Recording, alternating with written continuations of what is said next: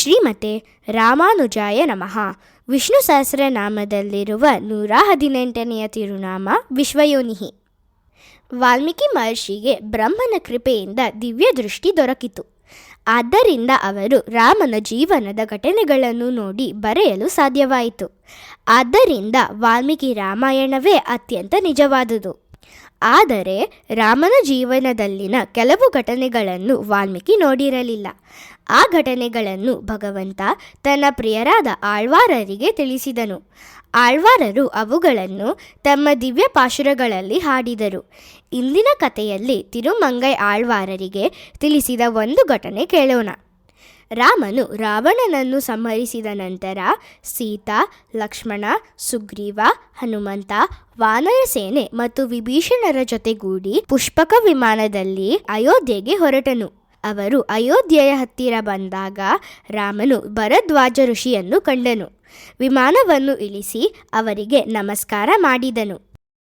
ಭರದ್ವಾಜ ಋಷಿಯು ಎಲ್ಲರನ್ನೂ ಊಟಕ್ಕೆ ತಮ್ಮ ಆಶ್ರಮಕ್ಕೆ ಆಹ್ವಾನಿಸಿದರು. ರಾಮನು ಆಹ್ವಾನವನ್ನು ಒಪ್ಪಿಕೊಂಡರೂ ಅವನ ಮನಸ್ಸು ತನ್ನ ತಮ್ಮನಾದ ಭರತನ ಕಡೆ ಇತ್ತು.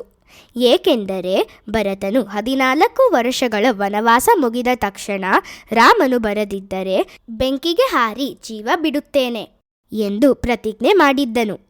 ಆದ್ದರಿಂದ ರಾಮನು, ನನ್ನ ತಮ್ಮ ಈಗ ಬೆಂಕಿಗೆ ಹಾರಲು ಸಿದ್ಧನಾಗಿರುವಾಗ ನಾನು ಇಲ್ಲಿ ಊಟ ಮಾಡಲು ಹೇಗೆ ಕುಳಿತುಕೊಳ್ಳಲಿ ಎಂದು ಯೋಚಿಸಿದನು. ಇದು ಭಗವಂತನ ಭಕ್ತರ ಮೇಲಿನ ಪ್ರೀತಿಯನ್ನು ತೋರಿಸುತ್ತದೆ. ರಾಮನು ಹನುಮಂತನನ್ನು ಕರೆದು ತಕ್ಷಣ ನಂದಿಗ್ರಾಮಕ್ಕೆ ಹೋಗಿ ಭರತನಿಗೆ ನಾನು ಬರುತ್ತಿದ್ದೇನೆಂದು ಹೇಳು ಎಂದನು. ಹನುಮಂತನು ಗಾಳಿಯ ವೇಗದಲ್ಲಿ ಹೋದನು. ಅಷ್ಟರಲ್ಲೇ ಭರತನು ಬೆಂಕಿ ಹಚ್ಚಲು ಆದೇಶಿಸಿದ್ದನು. ಅಂತಹ ಸಮಯದಲ್ಲಿ ಹನುಮಂತನು ಬಂದು ರಾಮನಾಮ ಹಾಡಿ ಭರತನನ್ನು ಬೆಂಕಿಗೆ ಹಾರುವುದರಿಂದ ಉಳಿಸಿದನು. ರಾಮನು ಬರುತ್ತಿದ್ದಾನೆ ಎಂದು ಹೇಳಿದನು. ಭರತನು ಖುಷಿಯಾಗಿ ಅವನನ್ನು ಅಪ್ಪಿಕೊಂಡನು. ವಾಲ್ಮೀಕಿ ರಾಮಾಯಣದ ಪ್ರಕಾರ ಹನುಮಂತನು ಅಲ್ಲಿ ಭರತನ ಜೊತೆ ಉಳಿದನು.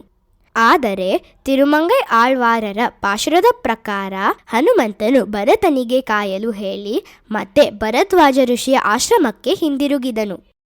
ಅಲ್ಲಿ ಊಟ ಆರಂಭವಾಗಿತ್ತು. ಭರದ್ವಾಜ ಋಷಿಯವರು ವೇದ ಮಂತ್ರಗಳನ್ನು ಪಠಿಸಿ ದೇವರನ್ನು ಕರೆದರು. ಅವರು ರಾಮನಿಗೂ ಉಳಿದವರಿಗೂ ದಿವ್ಯವಾದ ಊಟವನ್ನು ತಯಾರಿಸಿದರು. ಹನುಮಂತನನ್ನು ನೋಡಿ, ಮೊದಲ ಪಂಗತಿ ಆರಂಭವಾಗಿದೆ, ನೀನು 2ನೇ ಪಂಗತಿಯಲ್ಲಿ ಕುಳಿತುಕೋ ಎಂದರು. ಇದನ್ನು ಕೇಳಿ ರಾಮನಿಗೆ ಬೇಸರವಾಯಿತು. ನನ್ನ ಭಕ್ತನು ಕಾಯುತ್ತಿರುವಾಗ ನಾನು ಊಟ ಮಾಡುವುದು ಹೇಗೆ ಎಂದು ಅವನು ಭಾವಿಸಿದನು. ರಾಮನು ಹನುಮಂತನನ್ನು ತನ್ನ ಮುಂದೆ ಕುಳಿತುಕೊಳ್ಳಲು ಹೇಳಿದನು. ತನ್ನ ಎಲೆಯ ಮೇಲಿದ್ದ ಊಟವನ್ನು 2 ಭಾಗಗಳಾಗಿ ಮಾಡಿದನು. ಒಂದು ಭಾಗವನ್ನು ಹನುಮಂತನಿಗೆ ನೀಡಿ ನನ್ನ ಜೊತೆ ಊಟ ಮಾಡು ಎಂದನು. ಇದು ರಾಮನ ಸರಳತೆ ಮತ್ತು ಭಕ್ತರ ಮೇಲಿನ ಅಪಾರ ಪ್ರೀತಿಯನ್ನು ತೋರಿಸುತ್ತದೆ. ವಿಶ್ವಯೋನಿಹಿ ಎಂದರೆ ಎಲ್ಲ ಭಕ್ತರೊಂದಿಗೆ ಭೇದವಿಲ್ಲದೆ ಒಂದಾಗಿರುವವನು ಎಂದು ಅರ್ಥ. ನಾವು ಪ್ರತಿದಿನ ವಿಶ್ವಯೋನಯೇ ನಮಃ ಎಂದು ಜಪಿಸಿದರೆ ಭಗವಂತನು ನಮ್ಮ ಜೊತೆಯಲ್ಲೂ ಇರುತ್ತಾನೆ. ಶ್ರೀಮತೆ ರಾಮಾನುಜಾಯ ನಮಃ.